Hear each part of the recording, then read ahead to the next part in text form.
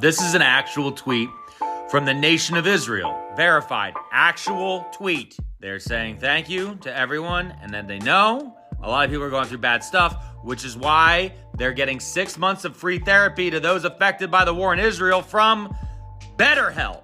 I saw this pop up in my TikTok feed last week and my jaw just dropped. Did the nation of Israel just strike a Travis Scott post-Astro World tragedy type brand deal? And lo and behold, the post is real. The nation of Israel is partnering with BetterHelp to give people 6 months of free therapy. Now, to be clear, the company has clarified that this is an independent initiative and that they have not worked with the Israeli government. But any company ready to exploit terrorism, war, genocide, whatever you want to call the situation going on in Israel, Palestine, as a potential customer acquisition pipeline might be worthwhile taking a few minutes to look into. So let's talk a little bit about BetterHelp today and their business practices, and all I can say is you better buckle up.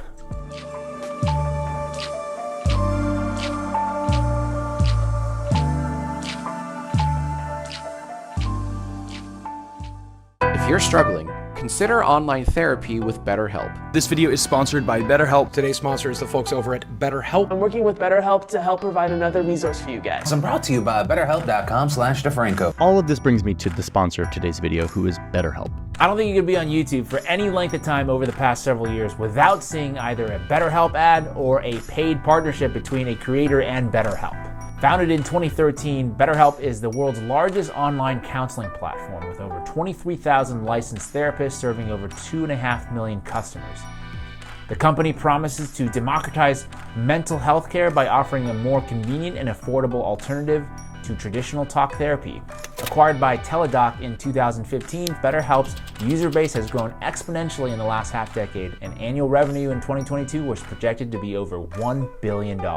I have to say, on its face, the idea of making counseling more accessible sounds great. I have no qualms with that. But when Silicon Valley tries to Uberify everything, basically disrupting industries by making everyone a gig worker, things really can go sideways in a hurry, especially with something as delicate as mental health. I did BetterHelp for about 3 weeks, and the straw that broke my back was when the therapist was in office for the first time. About halfway through the meeting, she gets up, walks out an open door, meaning there was no privacy, goes into the lounge of the office, makes popcorn while I'm talking, and then comes back with me, taking me with her through this whole journey of the office, sits down and is eating popcorn with her mouth full, just chewing. Dozens, if not hundreds of this kind of testimony all across social media. Terrifying, at least to me, that someone who has finally mustered up the courage to seek help may never do so again because of their experience with BetterHelp. According to reporting done by New York Magazine back in 2021, most BetterHelp therapists are paid roughly $30 per session, which is about 40% less than the mean hourly wage of $48 for a therapist based on estimates provided by the Bureau of Labor Statistics. BetterHelp has refuted this reporting in the past by claiming that more than 90% of their therapists make more than $30 an hour. A Daily Beast article also revealed that therapists' pay was based on word count when texting patients. If they went over a certain word count, they would not be paid any extra. One former BetterHelp user posted a screenshot of a text she sent a therapist about feeling suicidal. The therapist texted back, "Oh." That's not exactly what you want to hear from your therapist, but you almost can't blame the therapist given the incentive structure in place. I don't think we want to run mental health the same way we run Uber. Some things don't really work well in a capitalist system. And I think healthcare is one of those things. When it comes to healthcare, when it comes to people's lives, we can't approach things the same way we've approached social media, Uber, driving, all these other ways in which tech has disrupted norms. Now, beyond providing substandard therapy and underpaying therapists, BetterHelp, like many of its Silicon Valley disruptors, are guilty of something else. And in this case, this common sin is extra disturbing given the nature of how sensitive and private mental health therapy is. Therapy service BetterHelp is under fire this morning. The FTC has proposed a ban on the company for sharing users' personal data in order to advertise. That's right. BetterHelp recently settled a lawsuit with the FTC for improperly sharing patient data to various social media sites and advertising companies. According to a press release put out by the FTC, BetterHelp pushed consumers to hand over their information by repeatedly showing them privacy misrepresentations and nudging them with unavoidable prompts to sign up for its counseling service. Statements like, "Rest assured, any information provided in this questionnaire will stay private between you and your counselor." They would also tell patients, "Your email addresses would be kept strictly private and never shared, sold, or disclosed to anyone. Even your counselor won't know your real email address." All the while, the FTC alleges the company used consumers' email addresses to identify similar consumers and target them with advertisements for BetterHelp's counseling service, which helped the company bring in tens of thousands of new paying customers and millions of dollars in revenue.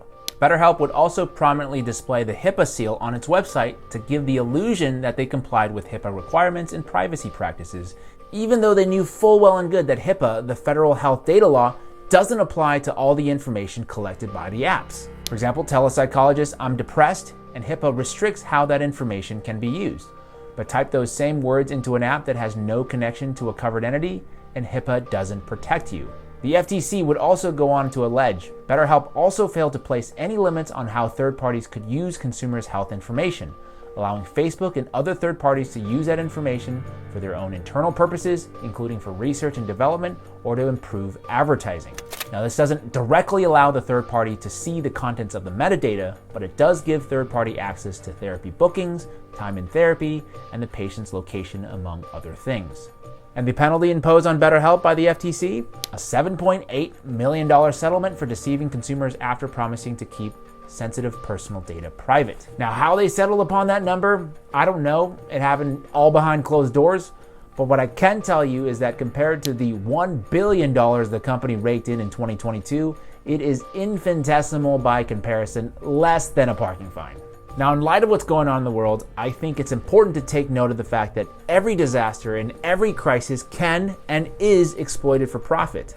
The reality is, we do have a broken mental health system in the US, and it has serious repercussions on society. But as with most solutions proposed by Silicon Valley and big tech, BetterHelp, what they do is they exploit a real crisis and they extract maximum profit while providing minimal service. And I don't doubt that some users have had a good experience with BetterHelp, but to laud it as some kind of disruption in progress, I think that would be far too generous. That's it for me this week. Do you have personal experiences with BetterHelp? If so, please share with us in the comment section below. Also, if you found this segment to be helpful, you can support my work by going over and subscribing to my YouTube channel, 5149 with James Lee. The link will be in the description below. Your support would mean a lot to me. Of course, keep on tuning into Breaking Points, and thank you for your time today.